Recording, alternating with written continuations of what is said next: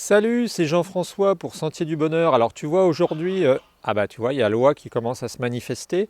Je suis à l'endroit où les cultivateurs viennent remplir leur cuve d'eau pour aller nourrir, donner de l'eau aux bêtes. Et tu vois derrière, eh bien, il y a l'oie dont je parlais hier. Alors jour 3, puisque ça doit faire le troisième jour qu'elle est en liberté ici.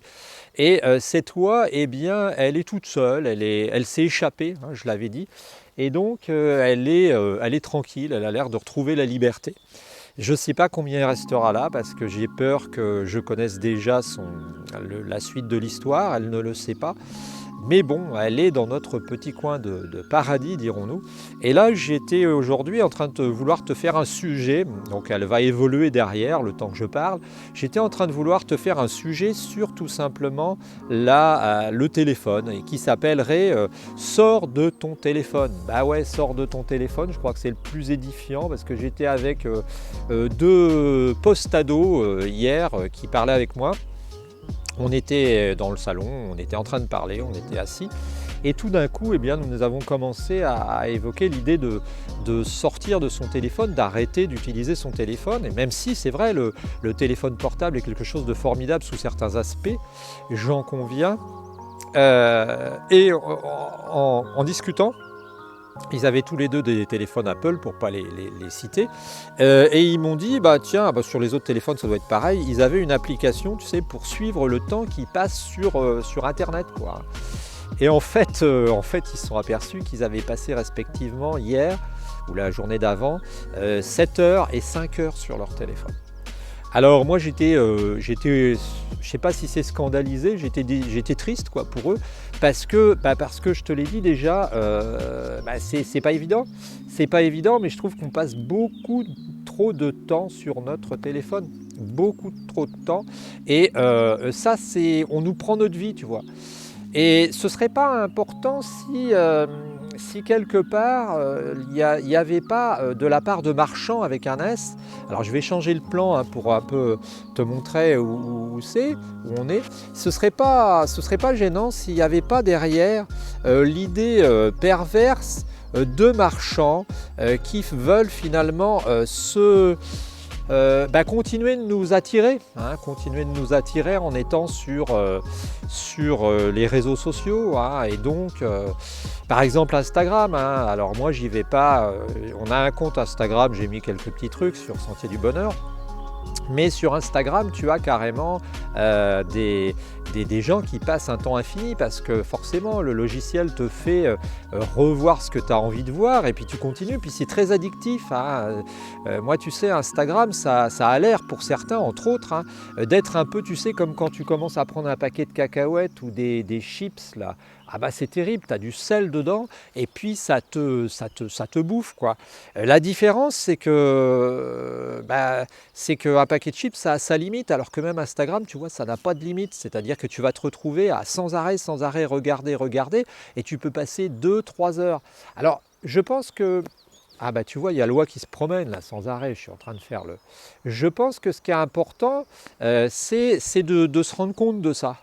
C'est important de se rendre compte et de le répéter et de dire aux gens, mais est-ce que vous n'avez pas l'impression que vous avez mieux à faire de votre vie que de passer votre temps sur Instagram, passer votre temps sur votre téléphone portable? Parce que si tu réfléchis, d'un point de vue strictement technique, moi j'ai un téléphone portable, mais c'est pas un smartphone, donc tu sais, c'est pas un truc intelligent, quoi. Mon téléphone portable, c'est un téléphone portable de base. Et en fait, je ne peux pas faire ça. Donc je reconnais qu'il y a des choses qui sont sympas.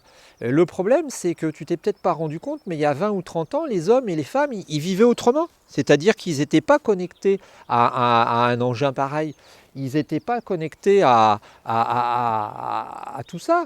Alors, comment ils faisaient, quoi, tu vois, comment est-ce qu'ils faisaient? Ils faisaient bien quelque chose. Ils vivaient, tu vois, là, je suis tranquille en train de te montrer cette oie, là. Je vais essayer de te la montrer de plus près, tu vois, elle est magnifique, hein. C'est une, je pense, je sais pas pourquoi j'ai l'impression que c'est une femelle, mais peut-être que je me trompe. Elle fait un sacré boucan. Et c'est toi là, eh bien, le fait de venir la voir, bah, c'est un plaisir, tu vois. Je suis là, tranquille, en train de regarder, je peux te montrer des animaux sympas, je peux la suivre. Bon, bah, c'est déjà super, tu vois, tu t'assois sur le bord de l'étang et puis tu les regardes, tu écoutes les oiseaux, tu...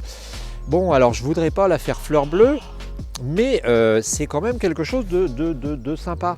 Et le problème qu'il y a, c'est que, bah, c'est que les jeunes ont perdu tout ça.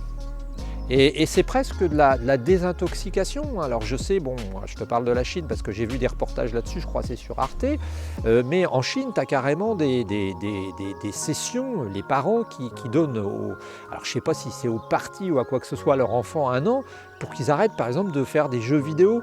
Alors je sais que c'est un marronnier, moi, ce que je te dis là, mais quand même...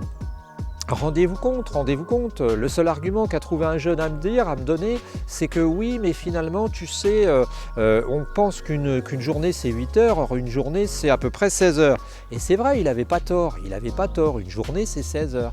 Mais le problème, c'est que quand même, on te bouffe ta vie, quoi. Des gens qui sont des margoulins, des vendeurs de publicité, te bouffent ta vie. Alors juste, c'était un petit coup de gueule ce matin parce que bah, tu vois, quand la nature est belle comme ça, eh bien, je trouve ça vraiment bête de ne pas pouvoir en profiter.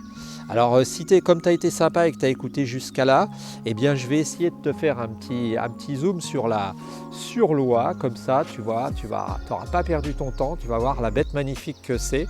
Je vais décoincer mon appareil et puis voilà, j'enlève le pied et puis je vais essayer de te faire un petit zoom, tu vas voir la bête magnifique que ça peut être une oie. Voilà, alors j'ai un petit zoom, tu vois, j'ai mon petit zoom, et puis elle est là. Alors je vais prendre mes lunettes parce que j'ai pas l'impression que ce soit super clair. Là, voilà, voilà.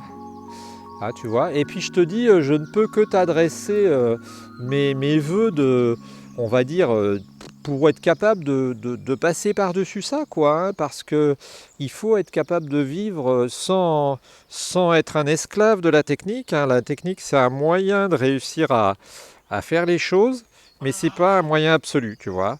Alors, bah, si cette petite oie là qui se promène dans la mousse bah, peut être un petit bon présage pour toi, eh bien je te souhaite. Et puis tu vois, voilà la nature autour, hein, avec la petite cabane de pompage hein, qui sert pour pomper l'eau.